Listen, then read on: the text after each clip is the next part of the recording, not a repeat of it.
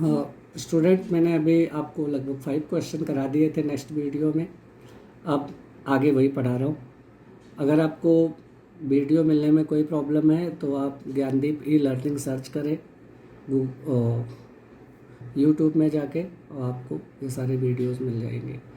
Main cause for stagnation of agriculture sector. अब यहाँ पे डिस्कशन हो रहा है कि हमारा एग्रीकल्चर सेक्टर पिछड़ा था, हमने पढ़ लिया कि भाई प्रोडक्शन प्रोडक्टिविटी लो थी, अंडर एम्प्लॉयमेंट था,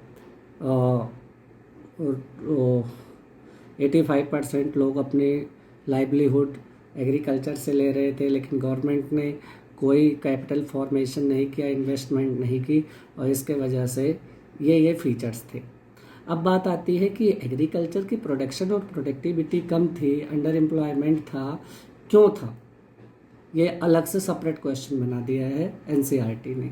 तो main cause of stagnation of agriculture sector, the main cause of stagnation of agriculture sector of India was following, निम्नलिखित है वो मैं बता रहा हूँ।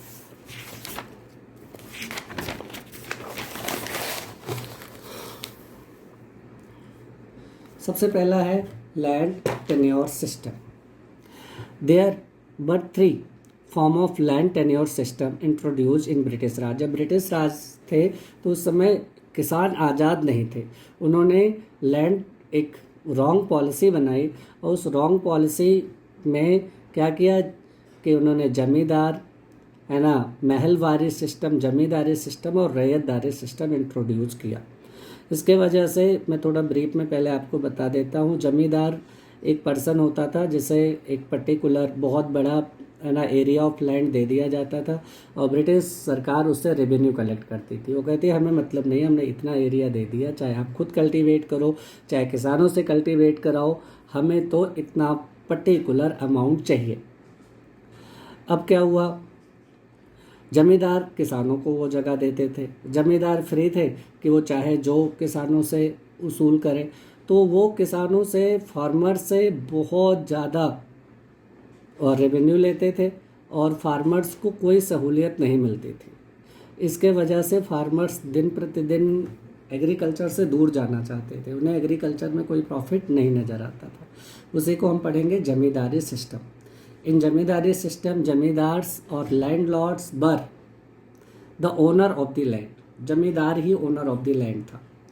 दे were free to charge any amount to the peasants. किसान, वो किसानों से कोई अमाउंट चार्ज कर सकते थे। Landlord didn't pay any attention to improve production and productivity of agriculture. Landlord चाहता तो प्रोडक्शन प्रोडक्टिविटी बढ़ा सकता था, वो इरिगेशन के, सिंचाई के साधन करवा सकता था, वो इंसेक्टिसाइड, पेस्टिसाइड, केमिकल फर्टिलाइजर्स का प्रयोग करा सकता था, लेकिन नहीं। इसी वजह से है ना, this was a biggest reason for stagnation of agriculture. हमारी एग्रीकल्चर पिछड़ी रही, इसका सबसे बड़ा यही कारण था। दूसरा रीजन है commercialisation of agriculture. Commercialisation of agriculture कहता है ब्रिटिश रूल है ना, British rule Indian agriculture, before British rule Indian agriculture was self consumption. यानी कि सेल्फ कंजम्पशन मीन्स होता है जब फार्मर्स अपने कंजम्पशन के लिए प्रोडक्शन करें, उसे सेल्फ कंजम्पशन कहते हैं। Commercialization of agriculture means when farmers are producing those crops which they want to sell in the market in order to earn profit, उसे कॉमर्शलाइजेशन कहते हैं। Before British rule Indian agriculture was self है ना, was self consumption. Indian agriculture self consumption पे था। Commercialization means produce commercial crops like indigo, और commercialization किया गया, उन्हें इंडिगो प्रोड्यूस करना पड़ा, नील। Farmers were force to produce commercial crops, because of it production of food crops falls, और इसी वजह से फूड क्रॉप्स की प्रोडक्शन गिर गई। अगला है this was also a reason for stagnation of agriculture. चिंता मत करना, मैं नोट्स भी डाल दूंगा ये, जिससे कि आप वीडियो से पढ़ें और नोट्स बनाते रहें। अब देखो, partition of country. In 1947 India was divided into 3 part. The rich food production area was west Punjab and Sindh, went in Pakistan. It created food crisis in India. There was also a region है ना. This was also a reason for stagnation of agriculture. उसी समय जब हम आज़ाद हुए तो आज़ादी हमें बाद में मिली, पहले हम पार्टीशन में आ गए.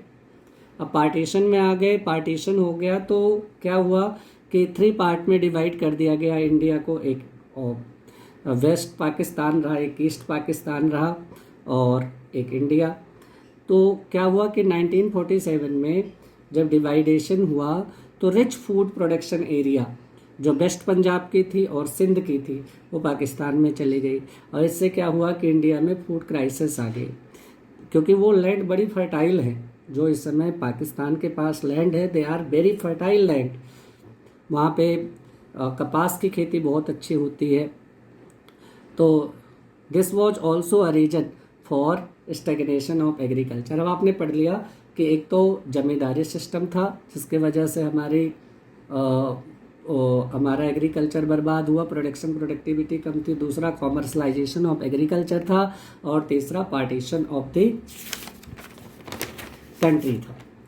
अब फोर्थ रीजन क्या था? फोर्थ रीजन था कि स्कैरसिटी ऑफ इन्वेस्टमेंट की भी कमी थी.